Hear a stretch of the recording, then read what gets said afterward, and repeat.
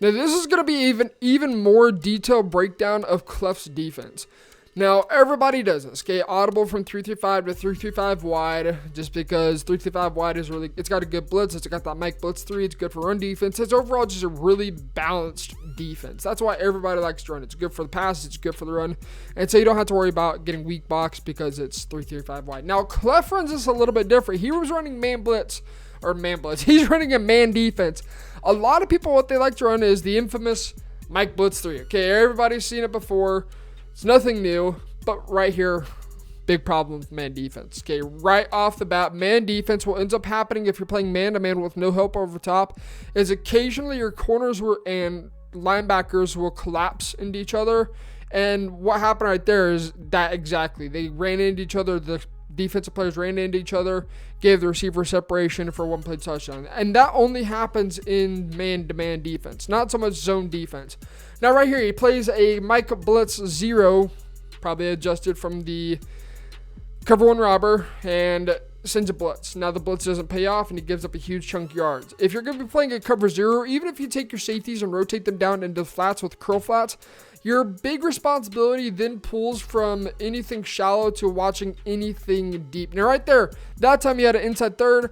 The big thing about inside thirds is if you're playing man-to-man defense, if they have a skinny post or a crosser, the third's going to play that skinny post or crosser long enough for the man assignment to catch up. What do you think right here? PA boot over. Of course, this is what you should be prepared for every single down. Number one thing right there is to be prepared for that skinny post because, again, he wasn't playing a cover 1. He was playing a cover 0, dropping both safeties into curl flats. He's going to either take a safety and drop both of them into curl flats, or he's going to take an outside linebacker, drop them into curl flat, and then rotate the safety in the 3-rec and drop them into a curl flat as well. He almost always tries to leave his middle third out there. If he's dropping a linebacker into a curl flat, it's always the 3-yard hook being dropped into curl flat. Now right here, he's finally adjusting his zone jobs. He's going to be preparing for some corner routes, some dig routes. Flood is an example. So he's just going to go ahead and adjust. I don't really know why, because I feel like he's been pretty good on defense. And so far, there really hasn't been anything that a 20-yard flat or curl flat's going to really take away. And curl flats are pretty good for running back wheel routes. I don't have super good consistency with them. Maybe I'm running them wrong, but I don't know. I feel like curl flats are not that great in guarding crossers or even corners, especially because they come from the inside. Speaking of which, right here, inside zone split. Really good run. It's difficult for any kind of defense to be able to gap shoot because you have a pull-in guard. We've talked about that before. We've talked about that multiple times on this channel. We're going to talk about it again. Inside zone split out a bunch offset or a bunch.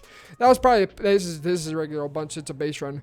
But split, inside zone split, really disgusting against a 3-5 wide. It's almost impossible to gap shoot. Similar to the base runs, you got to dive tackle to make it work. But right here, you see, he keeps the inside third in that situation because, again, he's worried about a skinny post. And as we talked about earlier in the video, an inside third is good because it allows the corner to catch up.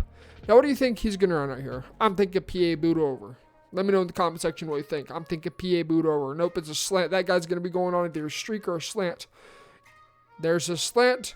There's the crosser. Always take the crosser and PA boot over. Every single time, guys. Especially if you're going to have his own drops to even do anything whatsoever to guard that. Like right here, he goes and jumps his curl flats to 25 because it's 2nd and 14. You can keep them at 20. If you're worried about playing the sticks, essentially, keep them at default, and then you can just go ahead and manually play the sticks, and it gets all your zones to play to the first down, and it helps with your deep zones from getting beat over top a little bit less often. It's going to be a little bit more difficult to get a inside third to bite down on a corner out or whatever it may be, or a wheel route even. And you can right there, again, number one issue with man defense, your DBs and your linebackers are going to run into each other. That's the issue he ran into both times he gave up a touchdown. As the linebacker ran into his corner ran into the linebacker, corner gives up the streak. It's one play touchdown. So be careful about man defense. I try to avoid man defense because of the fluke and the RNG behind it. Now right here, he's going to go ahead and keep everything in front. 8 seconds left. Everything is on 30-yard zone drops.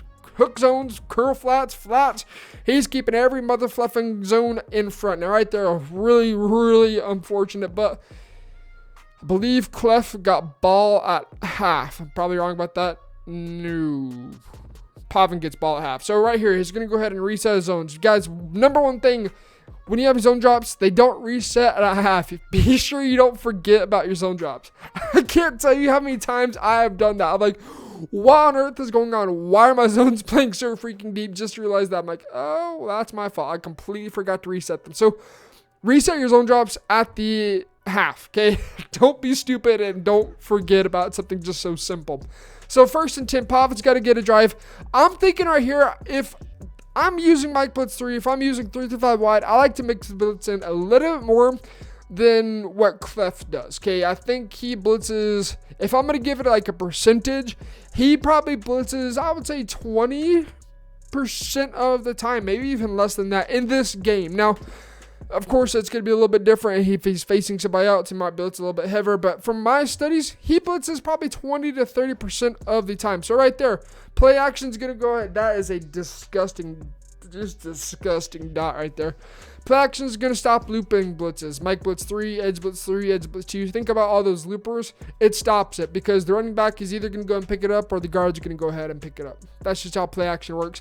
90% of play action plays. Right here, again, screaming. I like it. I like it. 2nd and 1. But if you're going to go 2nd and 1, a lot of people might think, hey, just shade down press and get a good hard jam at the line and get the blitz to come through. The problem is man defense. Man defense, right? Your number one thing is always going to deep responsibility, and in 3-5 wide, you generally have to touch up to get it to screen, which takes your user out of position for even just a half second, which is huge. A half second can mean a touchdown. Right there, he has 1 step ahead on 2 of his corners, and I believe his safeties, he either has flat zone KO or he has deep zone KO. I believe on one of his safeties he has deep zone KO, and I believe one of his corners he has deep route KO as well. I'm 99% confident he has OSA or 1 step ahead on at least one of his corners. If you guys go back and watch out, you see one of the guys lights up when the receiver cuts. That's how you know it's a 1 step ahead. And when the receiver cuts, they flash. It's like, oh, okay, OSA, no problem. But again, playing play action right there, that I don't know how that's a pick, but it is what it is. Gets a pick, and that is going up 42 to 28, up 14 points.